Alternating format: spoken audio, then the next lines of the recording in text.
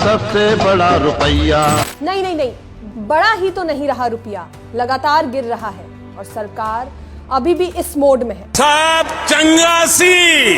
$1 अब 92 रुपए को पार कर गया है, जो रुपए की अब तक की सबसे बड़ी गिरावट है। मगर क्या आपको ये पता है कि ये सब उस वक्त हो रहा है जब US डॉलर ग्लोबल मार्केट में कमजोर हो रहा है? तब रुपए को मजबूत होना था, मगर महामानव की मेहरबानी कि इंडियन रुपी उल्टी डायरेक्शन पकड़कर एशिया की सबसे वीक करेंसी बन चुका है। And yes, this is a policy failure of फर्जी विश्व गुरुज गवर्नमेंट, क्योंकि सिर्फ जनवरी में ही फॉरेन पोर्टफोलियो इन्वेस्टर्स करीब 36,000 करोड़ रुपए निकाल कर चले गए। FPI outflows of nearly $4 billion in 1 month clearly show loss of confidence। इसके बावजूद सरकार दावा करती है कि इकोनॉमी स्ट्रॉन्ग फंडामेंटल्स पर चल रही है। यूएस के साथ अब तक कोई ट्रेड डील नहीं हुई, टैरिफ्स हाई हैं और एक्सपोर्ट्स लगातार स्लो हो चुका है। वहीं एस जयशंकर मल्टी अलाइनमेंट की बात करते हैं, लेकिन ग्राउंड रियलिटी ये है कि India has no preferential trade access to its biggest export market. No trade deal means higher cost,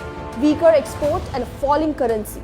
imports महंगे हो रहे हैं, करंट अकाउंट डेफिसिट वाइडन हो रहा है और रुपए पर प्रेशर लगातार बढ़ रहा है। इसका सीधा असर फ्यूल, मेडिसिन और डेली यूज आइटम्स की कीमत पर पड़ेगा, because a weaker rupee directly fuels inflation. यानी रुपया कमजोर होगा तो महंगाई बढ़ेगी और फिर इस सरकार में अकाउंटेबिलिटी तो नजर ही नहीं आती। बात कुछ भी हो, क्रेडिट लेने आ जाते हैं, जिम्मेदारी और जवाबदेही की बारी आते ही चुप्पी छा जाती है, क्योंकि टीना देयर इज नो अकाउंटेबिलिटी। आज रुपए का इतना कमजोर होना बीजेपी सरकार की गलत इकोनॉमिक प्लानिंग और एस जयशंकर की डायरेक्शनलेस फॉरेन पॉलिसी का नतीजा है, और ये सब देश भुगत रहा है।